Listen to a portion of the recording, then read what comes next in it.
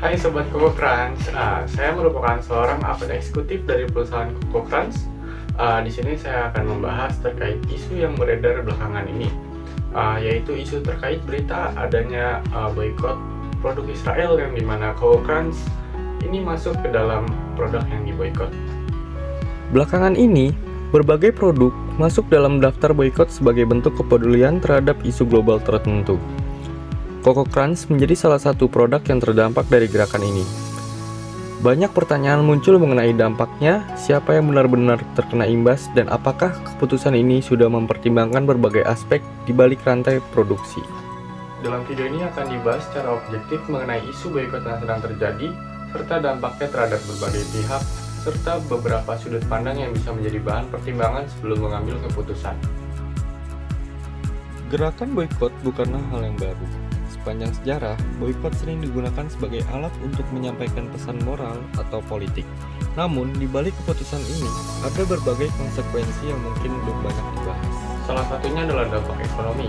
Jika suatu produk diboykot, tidak hanya perusahaan besar yang terkena dampak, tetapi juga seluruh rantai pasoknya, mulai dari pabrik yang memproduksi, petani lokal yang menyuplai bahan baku, pekerja yang bertugas di bidang produksi, hingga distributor toko-toko kecil yang menjual produk tersebut.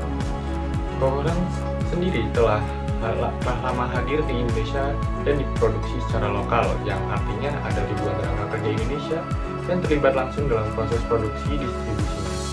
Dengan adanya penurunan permintaan akibat boykot, efek dominan dapat terjadi pada berbagai pihak yang bergantung pada berkelanjutannya produk ini.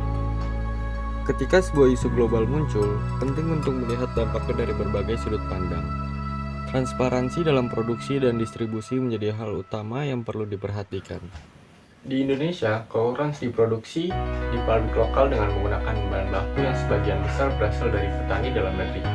Selain itu, banyak pekerja yang terlibat dalam produksi, logistik, hingga pemasaran dari produk ini. Keputusan boykot tentu menjadi hak setiap individu, namun ada baiknya memahami bagaimana keputusan tersebut berpengaruh terhadap tenaga kerja lokal dan ekosistem bisnis yang lebih luas. Di sisi lain, edukasi dan keterbukaan informasi sangat penting agar setiap keputusan yang diambil dapat didasarkan pada data yang akurat.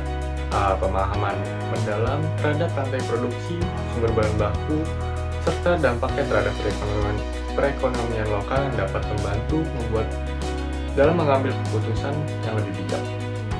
Koko Crunch telah menjadi bagian dari kehidupan banyak keluarga di Indonesia.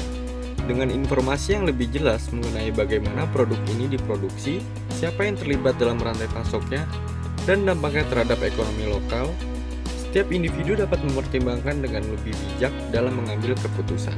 Pada akhirnya, semua keputusan kembali kepada masing-masing individu. Yang terpenting adalah memastikan bahwa setiap pilihan diambil dengan pemahaman yang utuh mengenai dampaknya. Semoga informasi ini bisa memberikan perspektif baru dan menjadi bahan pertimbangan yang lebih luas lagi. Sekian dari saya.